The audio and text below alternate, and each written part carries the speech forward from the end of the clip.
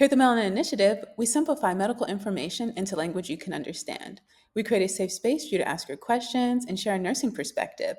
Today, we'll be speaking with our special guest, return alum, Dr. Arnold Tariga, a PhD trained nurse who specializes in education, leadership, and professional development. This is his second time on this show. The first time he explained to us his framework for the ABCs of professional development. We'll have that link in the description box, and we invite you to go check that out so you can hear how he can help you regardless of whatever phase in your career that you may be in. If you're in the very beginning or you're going through a new phase in your journey, the tips that he shared, the insights to his perspective, his own journey from rejection to redirection are fascinating, and we want you to check that out. If you're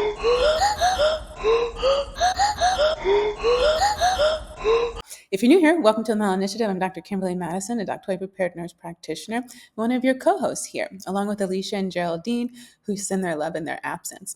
We're a health literacy podcast. When we say health literacy, we're talking about your ability to obtain information, to understand that information, and then to use it, to manage your health and advocate for others. We have two missions here. The first is to promote health literacy amongst the public and our peers who sometimes forget not to use medical jargon.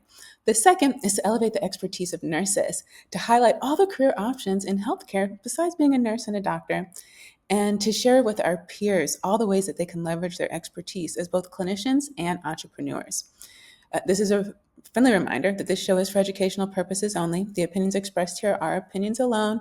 They're not a representation of any of our affiliations. If you think you might be having a medical emergency, you should seek medical attention and medical guidance from your healthcare provider. If you think you might be having a physical emergency, you can call 911. If you or someone you know might be having a mental health emergency, you can call 988 or text 741-741. Family, gather around. Today we have a global nursing powerhouse in the building. Let me introduce you to someone whose name is synonymous with excellence in education, leadership, and professional development.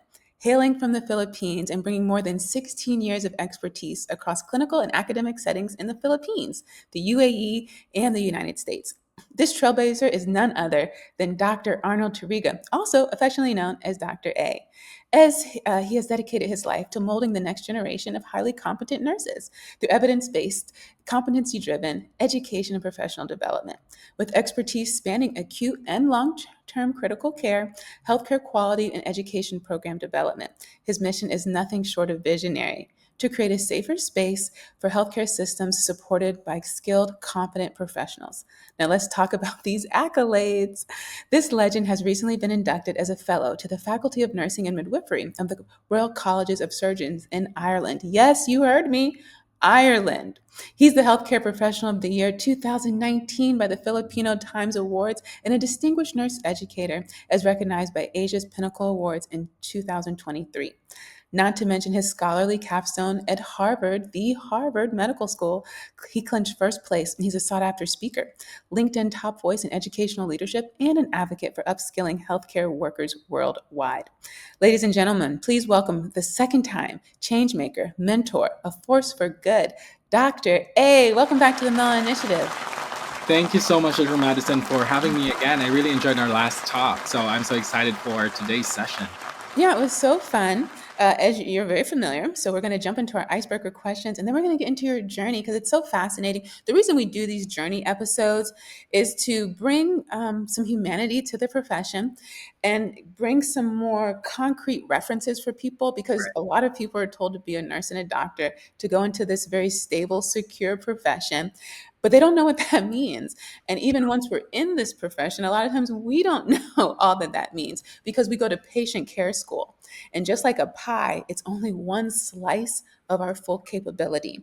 And if you don't expose yourself to other opportunities, other rooms, you're only going to know this one thing that you can do. So when we share these journeys, we hear about where people come from. What kind of home did they grow up in? What school did they go to? They're not random schools anymore. Now I have a point of reference for this school instead of just going to Google and asking for a top ranked school or a cheap school. Now there's a reference point. I hear from someone who's been there, and I hear about how they struggled through through the same thing I'm experiencing right now, how they pivoted, who's in their network, what they would do differently, how much they spend on school, what they do during their week. Like it brings real context to what I'm signing up for Mhm. because the work is not for the weak. And if you really want to have success, you have to have a strategy. And so these journeys allow us to do that. And we just want to let people know, the people in the future, that we were here.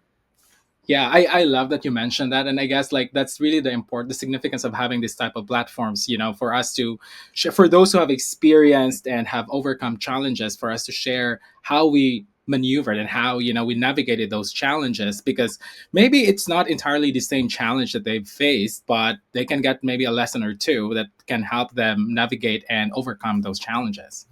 Yeah, and I think the biggest one is probably imposter syndrome because you can say you're looking at two people, right? We've achieved a lot of success, and you can think, oh, when I go through these problems, when I fail, when I get fired, when the door closes, when someone leaves me, when this doesn't happen, it means I'm not capable of doing this thing. That Right. never happened to them, and you go through all these all these different thoughts in your head, and it's like, no, that's not true.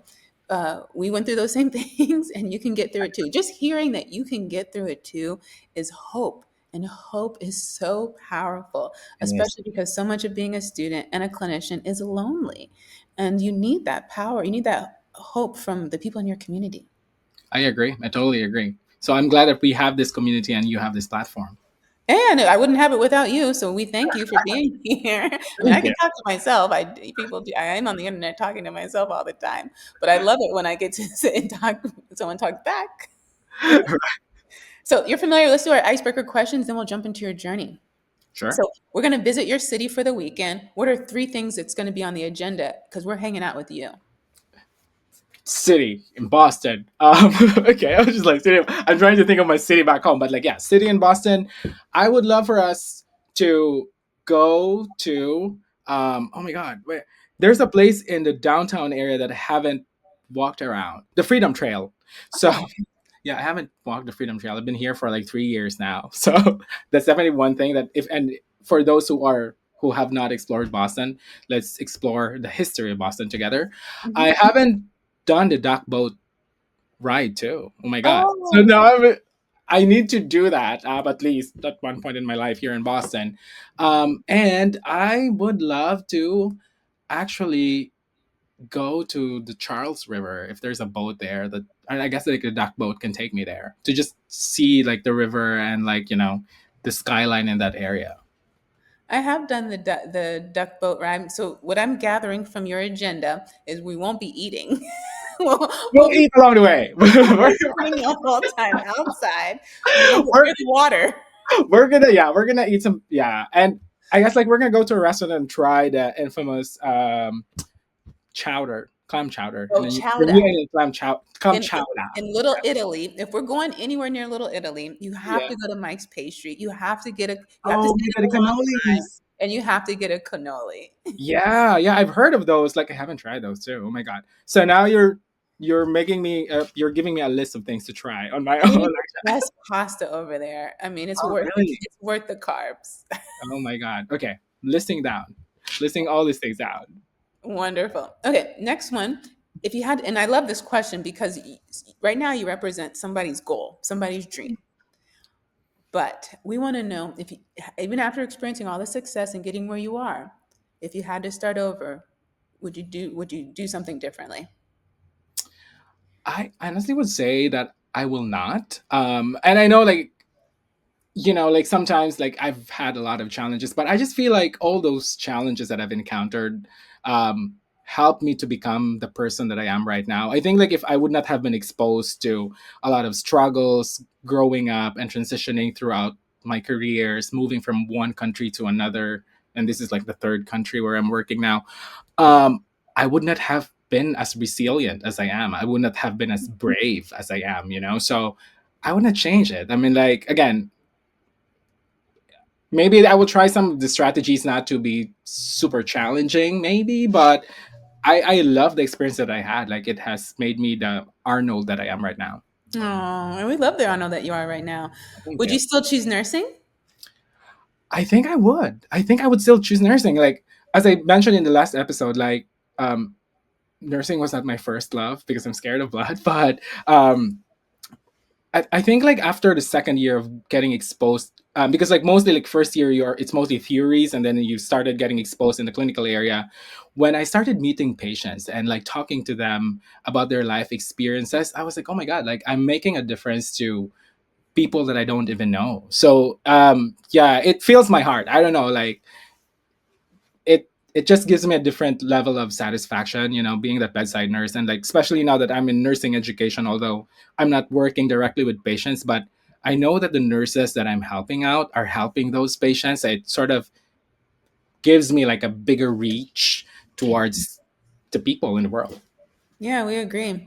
Who do you go to for help? um Almost always God, because like it's like I can talk to him directly. And secondly, my parents, like I know that they're not nurses, but they usually like give like the best advices, so they are my default go-to people. And of course, like I have a like sets of friends here now, like for immediate things that I need guidance on, especially like living in the US, and living in a very cold place. My roommate has been a very good resource for me too, like how to survive like slippery roads and all the snows and shoveling and stuff. So yeah, if you have some tips, because you mentioned last time that you've lived in the like New England area, I would be very happy to list down all those tips. One thing that always surprised me is it's very known for snow, but I found that it's actually the ice that is the biggest challenge. Oh yeah, it is. I haven't experienced it up until this winter actually, because the last winters, and this is according to my roommate, it hasn't been as cold since 2015 Mm, up until this winter. And it's like it snowed really hard and then it rained. So like the melted snow turned into ice, mm. and it was so scary to walk outside. So I'm just grateful that there's an opportunity to work from home when these things happen, because like I don't know if I can drive very well outside at this time. Would you like to shout out your parents' names? I'm sure they're Yes, going to of watch. course. Yeah. So I would like to give a shout out to my mama Helen and Papa Ver in the Philippines. Thank you so much for, um, you know, helping me thrive as a person and as a nurse. Shout out to them and shout out to Angie, our producer. She's also from the Philippines, so Oh. I know she's going to love this episode. What's your number one tip for negotiation? Always listen first Hmm. and try. Yeah. Because like sometimes when you're negotiating, sometimes the tendency is you want to have a rebuttal immediately. So listen and try to conceptualize something first before you set things out when you negotiate. I love that. I was not expecting that. And the last one, because you talked about how important mentorship is and kind of your unique journey on even seeing that Mhm. value, because it didn't start that way for you. I was just listening to something, actually, someone from Harvard, and Oh. he was talking about how the importance of mentorship and how so many companies start mentorship programs, and a lot of them have an abundance of mentors, but not enough mentees. And I've seen that myself. And he thinks a lot of the reason is because people don't know how to be a good mentee. So, what's your number one tip for how to be a good mentee? Um, the first thing is you have to know what your goals are. Because like most of the mentors are there to help you out, but like if you yourself as a mentee do not know what you want to achieve, it's so difficult for the mentor to assist you. Because, for example, if I'm mentoring someone, I cannot set that goal for you. I can help you maybe like try to refine your goals, but not necessarily set your goals for you. Because otherwise, that's my goal, not your goal. And when I even approached like one of my mentors, like that's what she really told me. Like, start drafting what you want to achieve in this mentorship, so that we can refine that, and like we can both strategize on how we can approach and make sure that we this mentorship is successful. Oh, I love that. And it kind of is a throwback to your last episode on the four Yeah, questions. ikigai, yes, Ikigai. Yeah, that could be really helpful for a mentee who is kind of struggling with their goals. A good starting point. right, exactly. Yeah. So let's get into your journey. If you can share, tell us how your nursing journey began and what initially inspired you to pursue this path. Um, so I think I mentioned it last in the last episode. In the Philippines, it's very common to joke around. Being a nurse is a Filipino mom's nurse's dream, and yeah, when I was in my so in the Philippines, I think the educational system my time was a bit different. So it's like 6 years in elementary and then 4 years in high school, and then you go to college after. So it didn't have the K to 12 um, framework before. So when I was in my fourth year high school, I thought that I wanted to become an architect. I don't know why I thought about that because I didn't really have very good drawing skills, but I was just like, maybe I'd like to like build buildings, like design buildings. But then at the later part of my fourth year in high school, some of my friends talked to me about like, oh, like it's a good opportunity for us to like move abroad if we become nurses in the future, and um, like salary wise it's very good too, especially if you go to America. And that was like, I guess that was when my American dream of becoming a nurse was born. um, so I ventured into nursing, and as I said, like first year was so difficult for me. I hated the smell of blood in hospitals. Needles always scare me. I collapsed during my first return demo of like intramuscular injections, but I overcame it, and eventually I really fell in love with the profession. And then I graduated in 2008, started working as a nurse there in the Philippines, and mostly in the critical care units. But then it was a bit challenging to being a nursing professional there because the salary is good. I mean, like I love the community there. Like if I would be given a chance to go back to the Philippines and work there with the same people that I've worked with as an ICU nurse, like I so love it. I don't know, like I never felt tired, even if it's like long hours of work. It's always fun. It's just amazing. But then again, like the other side of it is like as a growing independent person, I have to earn money for myself and to help my family too. So I am the eldest in the family, and like there's this cultural expectations in, I'm not so sure if it's in Asian countries, but in the Philippines, there's definitely this expectation, unspoken expectation that as the eldest, you have to help your family back. You have to help your siblings, send them to school and stuff like that. So I was like, I want to do that. I want to help my parents and my siblings. So after I think around after 3 4 years of working there, I decided to start looking for opportunities to move abroad. And of course, like US has always been first in mind, but it was so expensive to come to the United States too, because I had to take the licensure exam and NCLEX. But before you can take that exam, you have to submit a lot of requirements. You have to take English proficiency exams. There's just a lot. Like I was like, oh my god, like this is too much. So I'm gonna try to look for other opportunities, and that was when the opportunity to work in the Middle East opened up, and it was a bit easier. I still have to take exams and stuff, but it was a bit easier in terms of like the visa processing. It was faster as compared to the US, and so I did. And my initial plan was to live and work there for 2 years and to save money so that I can go to the United States. But on my second year, I started enjoying it. Like UAE felt really safe, and there's no taxations there too. So I was like, oh my god, I'm getting my money in full. So I should be able to save here, save something for myself and give back to my family. So the 2 years of plan became 3 to 4 up until it became 10 years. So I was there for 10 years. But then all throughout that journey there, part of me was like, I'm not so sure if I'm getting what I want from a professional perspective. Yes, personally, I'm earning a good amount of salary, but there were things that I was not so happy about. One is, for lack of better words, the discrimination for non-Western trained nurses. Again, the opportunity there was very slim for non-Western trained, because their preference for leadership roles there are Western trained, or of course, like the Arabs, because that is their region.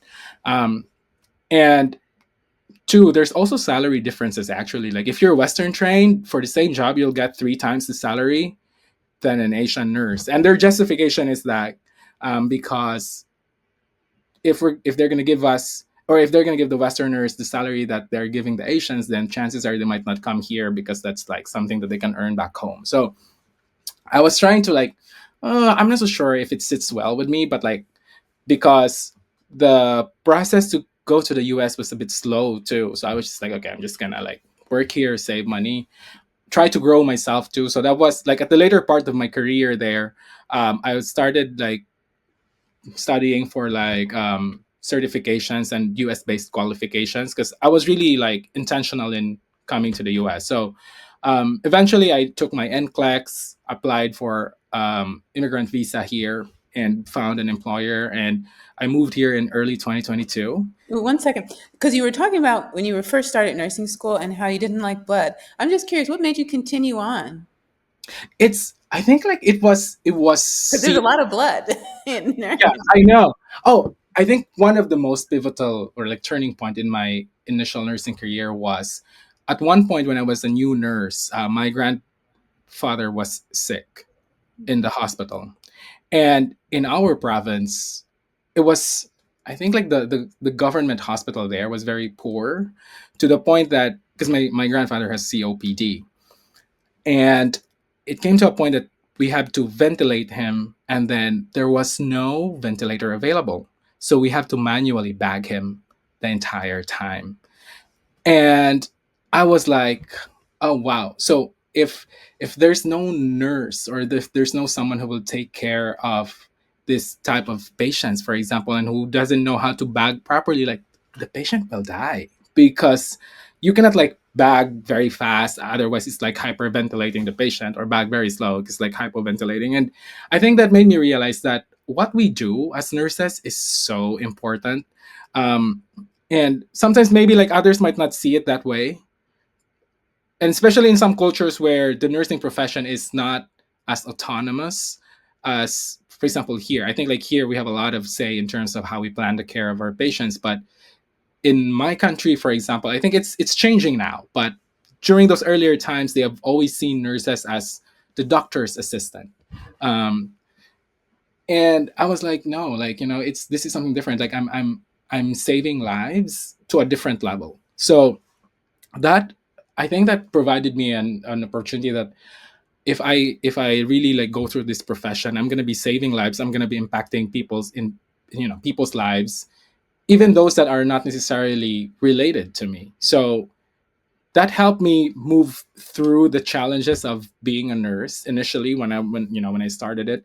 And yeah, eventually I just fell in love with it. And I guess, like, I don't know, like, nurses are just so fun to work with too. Like, sometimes it can be crazy at times at work, but like they will always find ways to just make a joke about things. Of course, not in front of patients and stuff, but like there's always a way to make things fun. So yeah, I think that's what I love about the profession. Hi, I'm Alicia from the Melanin Initiative podcast. Our mission is twofold. One, to simplify complex health information so you feel empowered to ask questions, educated on how to manage your health, and confident to navigate the healthcare system. And two, to elevate the expertise of nurses, spotlight the diverse career opportunities within the healthcare industry, and inform our peers how to leverage their expertise as clinicians and entrepreneurs. In less than 2 years, we've grown to over 50,000 views and 1,000 downloads, with an international audience spanning the US, Canada, the UK, Australia, and more. Our engaged listeners are professionals, entrepreneurs aged 25 to 44 who value authentic, impactful content. Want to connect with this dynamic audience? Advertise with us. Send in your 1-minute video ad and let's amplify your brand. Email tmi.melanin@gmail.com for rates and details. Let's work together. And I'm curious, when you made the transition from the Philippines to UAE, and now you're trying to make it to the United States, did you have friends or peers who were trying to go through this process with you? I did. Yeah, I did. So the only challenge there is like each of us have different states that we were aiming for. So honestly, like for me, I didn't aim for Massachusetts. I didn't even know. This was like a very funny story because like when there was like a recruitment drive in the UAE, I just went there and applied. And then when they asked me like, where do you want to go? Based on what I've heard, like my friends told me that California and Texas are like nice places to live, and especially Texas if you're used to the desert type weather in the Middle East. So I was like, I want to go to Texas, and they said like, oh, we don't have an opening in Texas. Will you be open to be assigned in Boston? And I was like, okay, because I really just wanted to come to the U.S. I did not research about Boston and Massachusetts in terms of weather a month before I have to fly, because like I was like, okay, I need to prepare for my clothes and stuff. It should be like appropriate for the weather. And then I started reading, and I was like, oh my god, this is like a very cold place. I don't know how I'm gonna survive. So I was like, did I make the right decision? And yeah, I suffered when I first moved in here, because like it was like um March, April, I think April. So it was still like the end of winter, start of spring, and it was really cold for my Filipino body that has been used to the warm weather in the Middle East. But yeah, and like many of my friends, I think I'm the only one among my circle of friends who are actually in the um, East Coast. Most of them are in the West Coast. So like, and or like in I have a lot of friends in Texas too. So um, yeah, I mean, like what really helped me to like really pursue it too is like a lot of them are really intentional in coming here, because we've heard a lot of positive things in terms of personal and professional growth in the US, which I personally experienced too over the short span of time that I am here, because I was able to move from one area to another. And that's one thing that I'm really grateful, like for USA to have that opportunity for a lot of nurses, because I did not feel like I was siloed being non-Western trained or being a person of color as a nurse, as an immigrant. Like I was afforded the same opportunity with others here too. I love that you mentioned that you called it nurse recruitment drive. Yes. So I started my nursing career at Georgetown in Washington D.C. And I want to say the early 2000s, they had a nurse recruitment drive from the Philippines. So a lot of the nurses I work with had been there since that drive. Can you just share with our audience a little bit what that is, what that experience is like? Yeah. So usually with a nurse recruitment drive, it's usually like a staffing company here based in the US, or like a hospital here in the US who have partnered with a local staffing company in the Philippines and or in the Middle East, because I was in the Middle East that time. So they usually go there. They will post that there are available job opportunities, and then they are looking for the specific qualifications. And then if you have those experience and qualifications, what we usually do is like go for an in-person interview. Most of us usually have like a pre pre-screening and like a scheduled interview, but they are also open to walk-ins, which usually happens a lot, because like a lot of people are working, and after work like they just go directly to those drives. So we will have the opportunity to talk to our future employers, and ask about our house life there in the US, like what are the expectations from us, to what are the differences of the healthcare settings from here and there. So it's actually like a good opportunity to actually meet people from here going to like our countries of residence, like whether it's in the Philippines or in the Middle East. And how long, so from that moment where you do the walk-in or the scheduled interview, how long does it take before you actually transition and go to, the United States, for example? Oh, it took me 3 years. Oh, Yes. wow. And that was because of the visa processing. I think there's a Mhm. very long process here for visas. So there are two pathways for internationally educated nurses coming to the US. We have a working visa, or H-1B, and there's like the immigrant visa, or EB-3, which is you will have the green card or the permanent residence.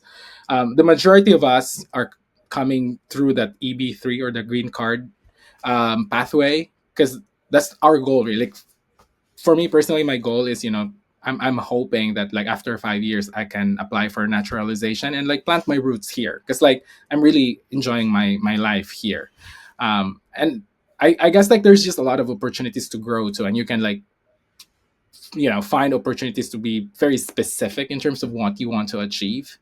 But yeah, for the other pathway, with the H-1B, it's a shorter working visa, so it's only valid for 3 years. It can be renewed after 3 years, and then after that, like you have to like look for other pathways. Okay. And so when it's time to take the NCLEX, are you doing like a prep course? And how did you Yeah, even know what to do? Are you just going on the internet?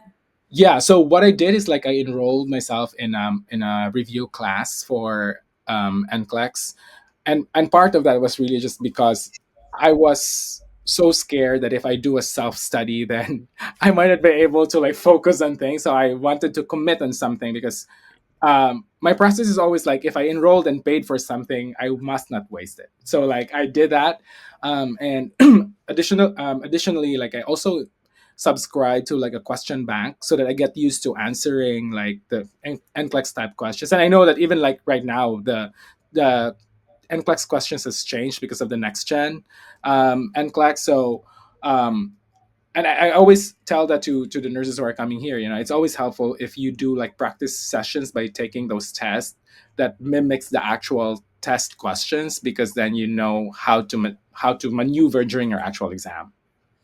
Yeah, I even tell students who are in nursing school to get those NCLEX review books from day one and use those questions because they think they won't be studying for the NCLEX till the end. When I tell them day one, you're actually already studying for that exam. Right, exactly, Yeah. exactly. You think you're just doing what the teacher wants, but really they're preparing you for that exam on day True, one. true. And I think that's a very good advice from your side, because like sometimes, yeah, it if they already have that mindset that at the end of this, you know, years of studying you'll have to take the exam, then it will not be difficult for them to just review it at the end of, you know, taking the degree. Yeah. Yes, we love review as opposed to starting from scratch. Right.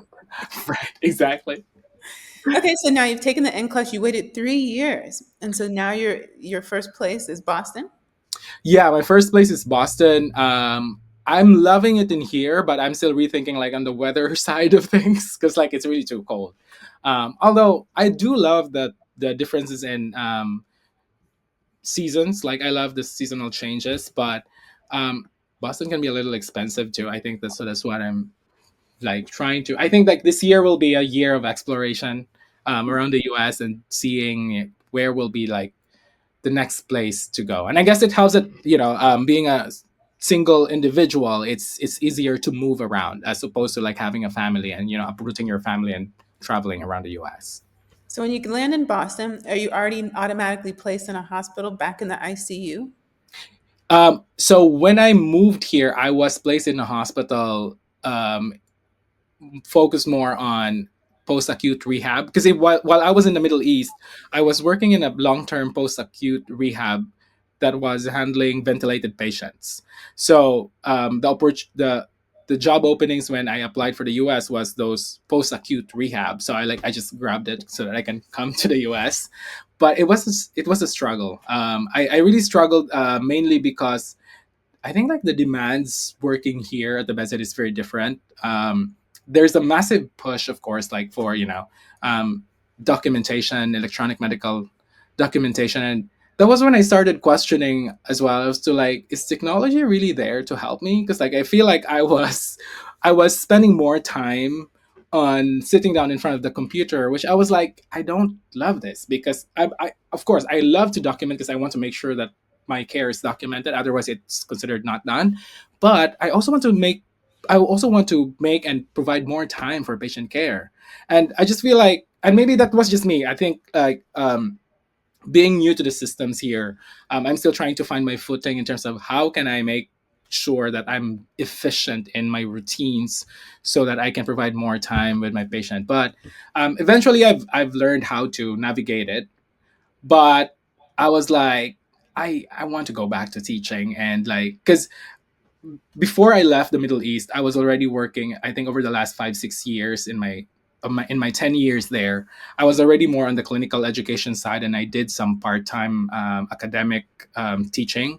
So my passion has really like moved towards education and training. So after a few months of working at the bedside, I realized that I was miserable.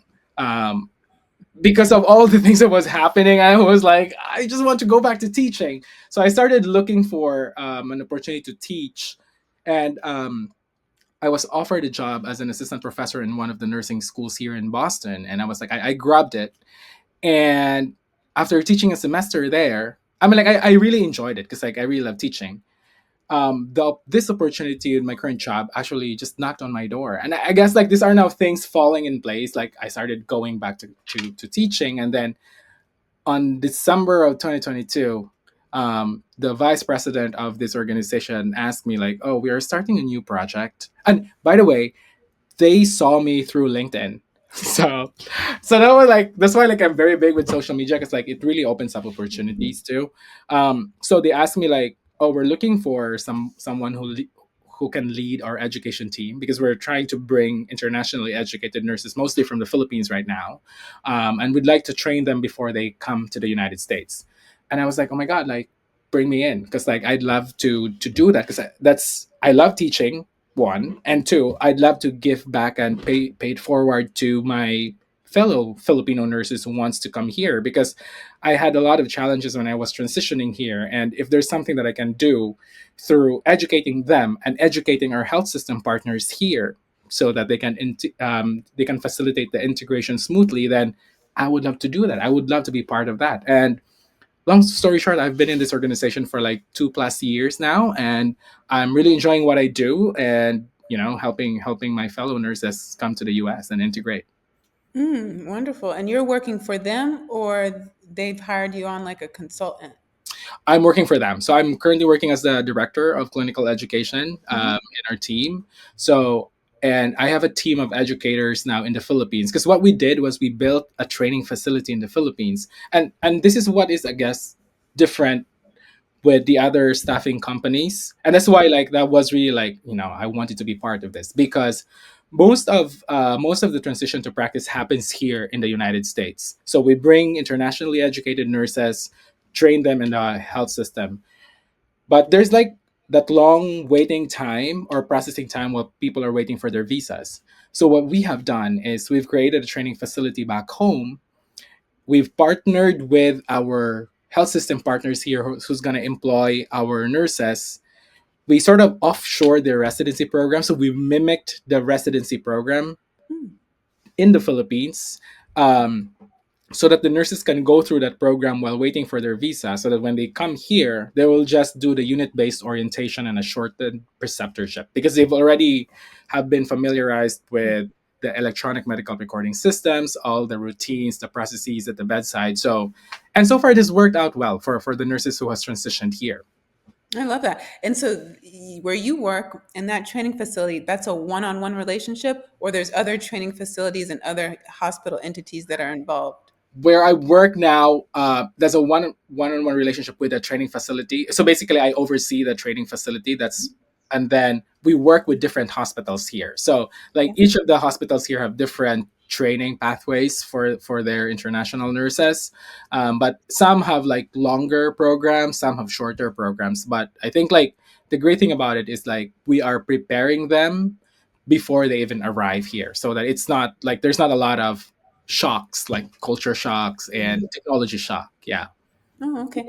And then, at what point in this phase did you start going back to get more education?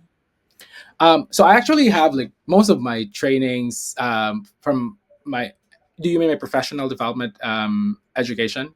Well, like I don't know, did you start with like a bachelor's and then get a master's and then get your PhD? Oh, so actually, while I was in the Philippines, I already started working on my master's. And when I moved to the Middle East, I started working on my PhD via distance learning. What was Uh, your master's? my master's is in medical surgical nursing, because at that time I was working in a critical care unit, and I felt like it was useful at that time. But then at the later part, when I was in the Middle East, because I started moving towards education, so I worked on a PhD in education. And then so most of my continuing education since then has been aligned with education related stuff. So like the postdoctorate program that I got at Harvard is focused more on medical teaching, medical training, and like the capstone that I did was on transition to practice, because I created sort of like a program. I actually started while I was in the Middle East. We created like a transition program for new graduates in Middle Eastern nursing schools, because there they have a very different mindset about nursing too. Like nurses there are like there's the perception of nurses is not as high as here in the US. Like they think that nursing is a dirty job, because like you take care of the messes of patients and stuff. So those are some of the things that like I've initiated there, which has now been adopted by the facility that I was working in there. And then you said that's your postdoc, but during your PhD, what was your research focus then?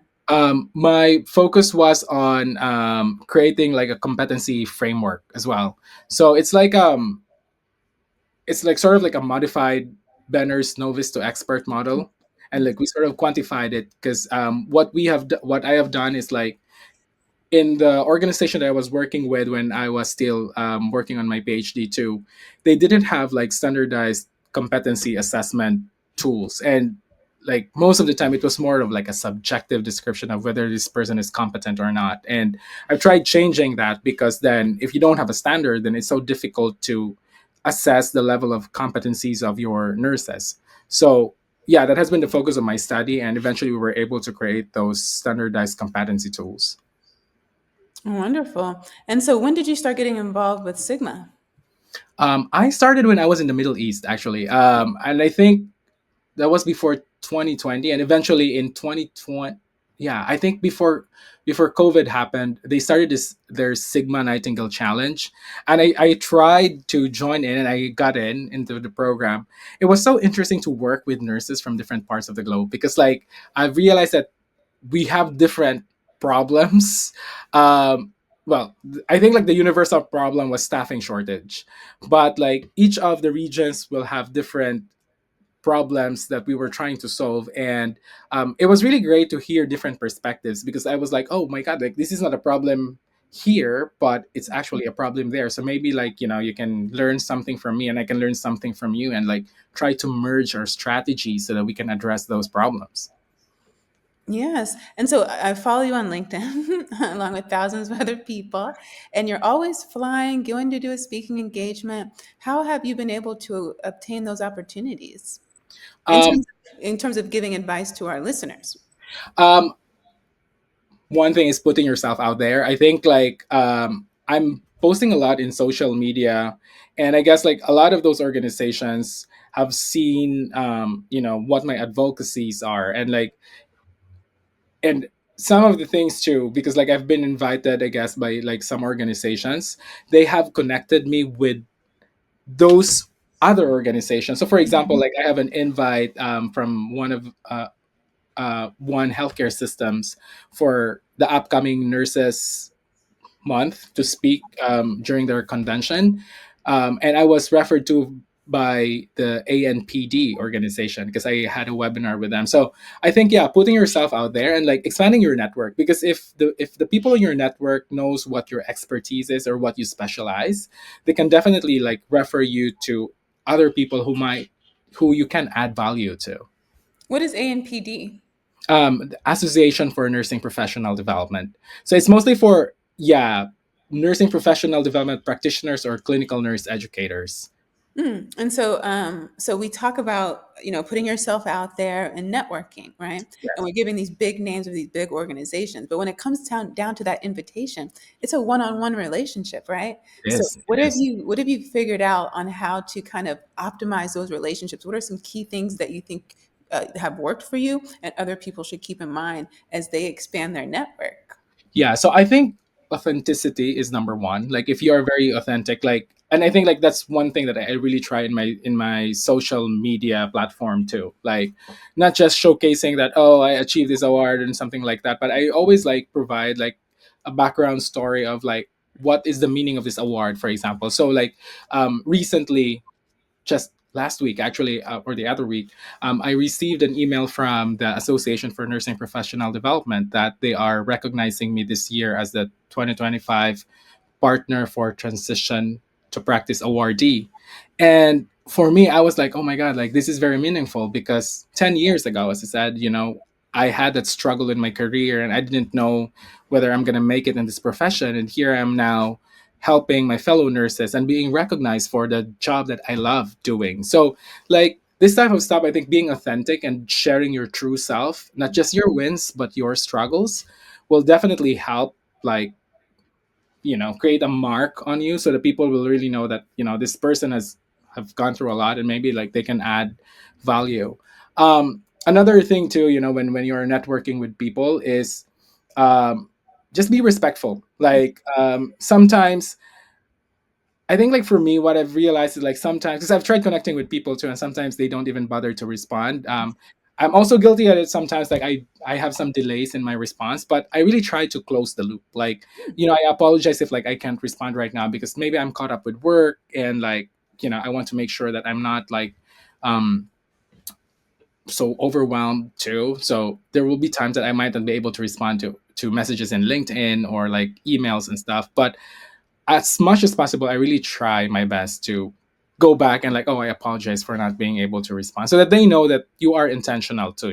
You're not just another name in social media, that yes, you are putting something out there, but you're not intentional in really making that one-on-one connections, because it's still very different. Like, you can post something out there, you can engage with people who are commenting on your posts and stuff like that, but like the one-on-one interaction will always be different.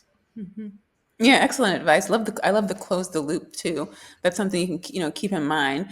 Right. One thing that helps me close the loop is having help. Do you have a help? Do you have an assistant? I don't right now, and I guess it's the reason why I'm struggling sometimes, like, to respond. Like, I think that's one thing that I didn't expect. Like, when you have that, like, now I have more than 39,000 followers in LinkedIn, and a lot of these people like will send you messages, and it's not like you choose who you want to respond, but like, because it keeps adding up. Sometimes some of the messages are like already buried deep, and I was like, oh my god, and then sometimes it takes like an entire weekend to respond to like just messages. And I want to be respectful, because people also take time to send you a message. Yeah, so maybe that's a good idea to actually like maybe find like an assistant or something, like for generic queries, or like maybe create a platform for myself, like if there are like specific generic questions that can be answered by an automated answering chatbot, I guess. But I don't have. So if you have any advices for me, because I know like you are big into this too, I would greatly appreciate that. Yeah, because it can be purposeful mentorship. So that's what I like about mentorship, particularly my perspective on it. Instead of sitting down with a cold cup of coffee and Right. picking my brain, I'd rather because I've always learned the most by the doing, right? And we know everyone needs help. Everyone needs help with something. And so you can help me with this thing, learn about communication, learn about networking strategies, learn about these opportunities, how I prepare for these speaking engagements. How do I, continue to nurture that relationship? So they can, even though they're just answering messages, there's really a whole broader thing that's happening that they Right. can't Google, that's not in a textbook, that's not on YouTube, but they can get that by directly working with you. And because we do like to give and help people, we really love being able to pour into someone else and True. help them through something we've already walked through. True. True. It That's ends up very being mutually beneficial. right. And we both get something out. Yeah, I know. Everyone needs help. Everyone needs help. Yeah, That there's exactly. just no question about it. Everyone needs help with something. Yeah. So as we wrap up, where do you see yourself going in the next 12 months? Um, I think I'm still gonna be continuing what I love doing. I think definitely there's a lot of initiatives that I'd like to implement, especially on giving back to the home countries where the international nurses are coming from. Um, so yeah, being a leader on the giving back aspect, because um, there's always this talk about the brain drain of the countries where these nurses come from. There's always one of the conversations that I usually encounter when we talk about helping nurses coming to the United States. Because, for example, in the Philippines, we also need nurses, but are we not training them if we help nurses come here? So now, because we have those resources, like we have a training facility, we have a fully equipped simulation laboratory with with the latest equipment, or simulation equipments.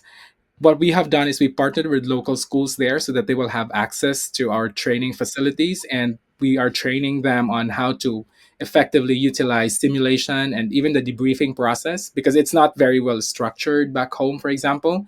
And in that way, like, you do not only empower the nurse educators back home, but you also facilitate a better experience for nursing students. I mean, to learn better during that experience. So yeah, I'm hoping that we will have, I guess, like, as I said, like, I want to be a leader in that space, not just for the Philippines but for other countries too. If there's some collaboration. So I hope that my next 12 months will be the focus of it.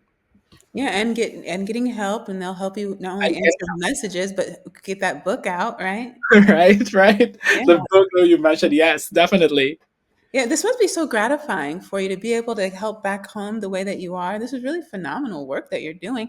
And I mean, there's really no place for me to have learned this other than sitting here talking to you today. Oh, thank you. Yeah, I think like what I've learned is that when you pay things forward, like it comes back at you too. Even without, like I'm not paying it forward because I'm expecting something in return, but it's just that like I guess like all throughout my experiences moving from the Philippines to the Middle East and to the United States, like I've received a lot of help from people, and I just want to put it back there outside to help other people too, whether they're nurses or just like other professionals wanting to come here, for example. And it's definitely very fulfilling because at one point I was that person who was in need of help. Yes, actually, a lot of what I do on a day to day is because I had some professors really help me in a time that I was really struggling. And they said, as long as just in order to thank me, just help someone else. And I've been doing that for a few decades now. Our That's amazing. last note, because you have been so transparent on LinkedIn about slowing down and appreciating what you have in the time. So, since we've heard about all your accolades, all your success, all the opportunities you're getting, right? We also want to provide that balance to our audience. And if you can just share what you've shared recently on LinkedIn, kind of where your headspace is, how you got to there, and what you're doing with that. So yeah, I think so. When I moved in here, roughly 3 years ago, one of the things that I really wanted to do was to be very involved in my community, and especially in the my professional community. Um, I sat in three different boards of different nonprofit organizations, and what I've realized over the last few months was that I do not even have time during weekends because like I'm doing my community service. And it dawned on me that I can still serve even if I don't sit on boards. So I've tried trimming it down, and like I still serve in like one organization right now, but I've made the decision to have that step back and have a pause and really contemplate on like how can I do things in a way that I also do not subject myself to too much stress to the point that I don't even have time to enjoy life. I mean, like I guess like I'm at the stage right now that I worked so hard over the last 16 years to achieve something and also to help myself and my family back home. And what's the purpose of it? Like, do I not have the opportunity, or do I not have the chance to like enjoy what I've worked so hard for? And I was like, okay, I need to do this. I need to step back, make sure that I set boundaries, and make sure that I find time to like travel, for example, because I really love traveling. So like that post, actually, when I posted it, I was in Puerto Rico enjoying the warm weather because like I really missed it because of the winter, and I was like, I just need something that feels like home. So like had a 4 hour trip to Puerto Rico, went to the beach, and I was like, oh, this feels like the islands of in the Philippines. Um, and it refueled me again, like, oh, I need to do more. So yeah, I think that's one thing. Like, I'm not sure if it's a good thing or a bad thing, but what I've noticed here in the US is like people are so committed and dedicated and are so hardworking. Mm. But and this is again my personal experience over the last 3 years here. What I've seen is that sometimes they blur out the line of what is personal time and work time. Mm. And I was like, sometimes this is not healthy anymore. And like now I'm trying. I'm also honestly struggling with that because of the time zone differences where my team is working. Like for example, after our session now, like I have to meet with my team in the Philippines because like it's morning time in the Philippines, but but that's the thing. Like I've now said that these are the only times that I'm going to be working at night, or these are the only days that I'll be working at night because this is not sustainable for me. And I believe like it's the same thing for all of us who are here. Like we are so committed in what we do. We are so driven and we are so passionate about what we do that sometimes we forget about ourselves, and we have to take care of ourselves because like if we drop dead one day, like we are replaceable. So yeah, and honestly, like I also have some health struggles myself. So like I want to make sure that I take care of myself because like I don't want to be a, I don't want to regret at the later stage of my life, like, oh my God, like I didn't enjoy it. I worked so hard, but I was not even able to travel, for example. I was not able to do the things that I love doing. Accolades and achievements are nice for sure. It also feels, another cup of your life. But I also would love to do the things that I love personally outside this profession. And I feel like if I create that balance, I will be able to be a better person for myself and for my family and for the people that I care and love, and to my colleagues and to my community, to my professional community too. So balance is very important. Thank you so much for sharing that. That might have been the best part of the interview Oh, thank because, we're on social media, we're talking about your success and your journey.